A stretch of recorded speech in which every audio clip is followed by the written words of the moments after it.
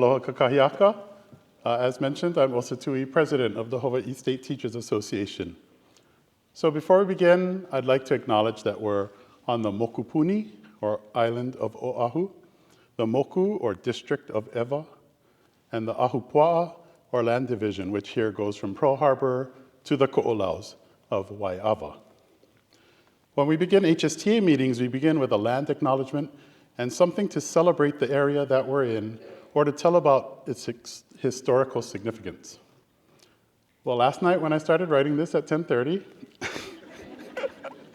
I'm Googling the, quote, history of Waiawa, and an AI overview comes up. Okay, let's take a look to see what Google has, if there's anything I can use. First thing says, traditional Hawaiian life. Before Western values and commercial activities were introduced in the 19th century, Waiawa's traditional Hawaiian life centered around the natural resources of Pu'uloa, or Pearl Harbor. The area had many fish ponds and lo'ikalo, pond field complexes. Okay, neat, maybe I can use that. The next item was sacred place, but it was talking about Wahiawa and not Waiawa. AI isn't perfect. Well, not yet anyway. The third item is Waiawa Stream Bridge. Now, if you came here today via Pearl City, there's a bridge that your vehicle crossed over to get here after passing Pearl Highlands Center and before you turn left to come up towards Leeward Community College. So continuing to read, Google says, this bridge is an example of an early 1930s continuous deck girder bridge. It was designed by Merritt A. Treese and carried Kamehameha Highway until the bypass was built in about 1940. So to you, that wouldn't really mean much, but for me, whoa, because from out of nowhere popped up the name of my great-grandfather, who it turns out was the design engineer for that project. He eventually became the head planning engineer for the Hawaii Department of Transportation, oh my.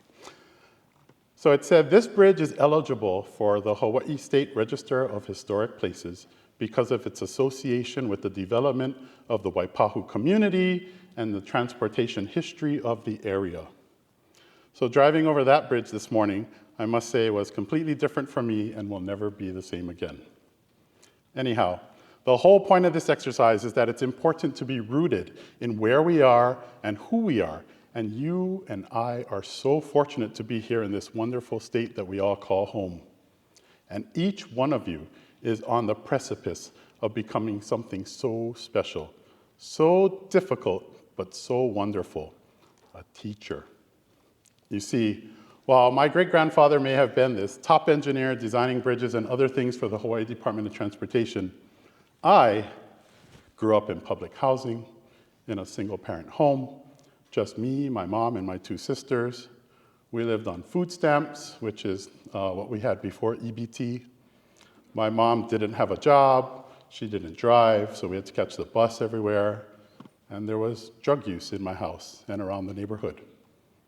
As a kid, I remember seeing the neighbors with our toys, our clothes on, and other items when there was no money left to buy drugs. I was so embarrassed to live in such a household.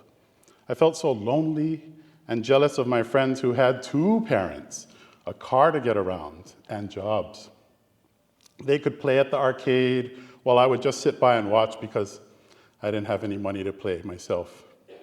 My sisters and I were determined not to let this be our futures. So for me, my salvation was in school and with my teachers. I liked puzzles, and I liked math. And so in high school, I was recruited to join the math team as a sophomore. I know, some of you are like, ew, math. But for me, that's the one thing that helped to keep my mind off of the struggles going on at home.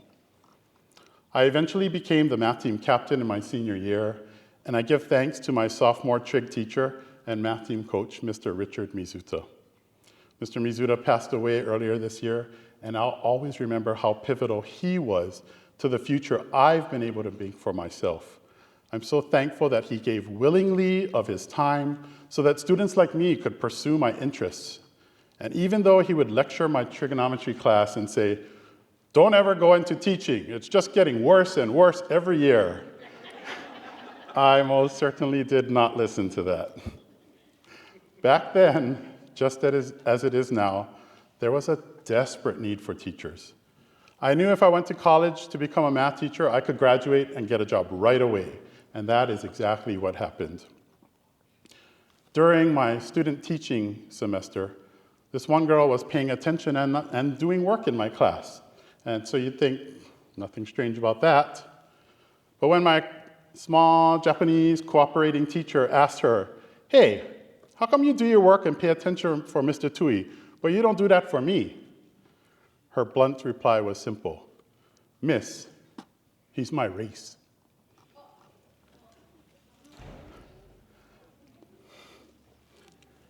And that just solidified for me how students need role models in their lives. And it might not be what you do, it might just be who you are. I am half Haole and half Samoan, and the student in question was of Samoan descent herself. We need more of our teachers in Hawaii to be from Hawaii. We need you, all of you in this room.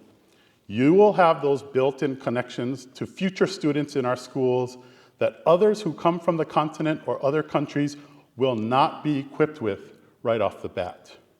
We need teachers who will reflect the richness of diversity that make up our student enrollment across this richly diverse state. If we want a better future for all of us, we collectively have to make that happen ourselves. Your teachers, they just want what's best for you. They'll often dig into their own wallets to support you and your classmates and give you other opportunities that you wouldn't otherwise have. And you can be sure that it is quite a sacrifice because teaching does not pay anywhere near what it should in our society. Or more often, teachers are giving up their precious time, coming early before school or staying late after school, you know it, running clubs, coaching, chaperoning school activities, and all those other things that they do. May I ask that our teachers in the room please stand and be recognized for all that you do? And I know it's dark, but teachers, can you please stand?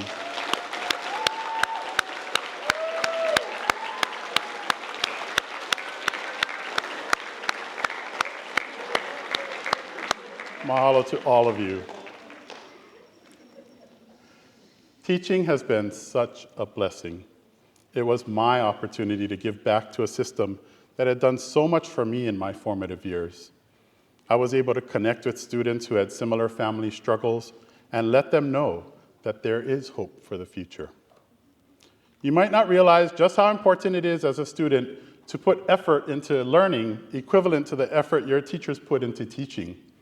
When teachers get to see the light bulbs turn on for their students over a lesson or a topic, it is such a rush. I had that experience quite a bit, especially when I was teaching my AP Calculus students, and believe me, it's difficult, so when you get it, you get it. And then as you become a veteran teacher, it is such a joy, for example, to be asked by former students to come to their wedding, or be invited to the hospital to meet their new child, or to make sure to visit them where they are in far-flung reaches across the country or across the globe if I'm in that area. I don't want to mislead you, though. It is not always happy fun times. You're going to have those students who just refuse to cooperate no matter how hard you try. And not all your students will go on to do great things. I was saddened to learn last week that one of my former students is alleged to have brutally murdered his girlfriend in Seattle last month. It was especially sad, given that he messaged me last December, out of the blue saying he'd been let go in a mass layoff at Amazon and that he was thinking a lot about the past. He said, "I think I haven't properly thanked you for all the help you've given me in the past. Just wanted to say I really appreciate you taking your time to help me with everything in high school. You're one of the few teachers I actually liked." I told him I was temporarily away from school as the Teachers Union president, where I advocate for better working conditions and compensation for teachers and other school staff like counselors. And I told him to do good for others when he could as well. And he said, "Yes, sir." Given what's taken place, though, I honestly had to wonder if I did enough. Why didn't I check with him more recently? But we cannot be heroes for every single student. We can certainly try. How many of you have teachers that you consider to be your heroes? Nice. I can't hardly see, but I assume there are many hands up. Now there are some who feel that teaching is not heroic and teachers should not be and are not heroes. I'm going to contradict that and say teaching is a superpower and teachers are superheroes.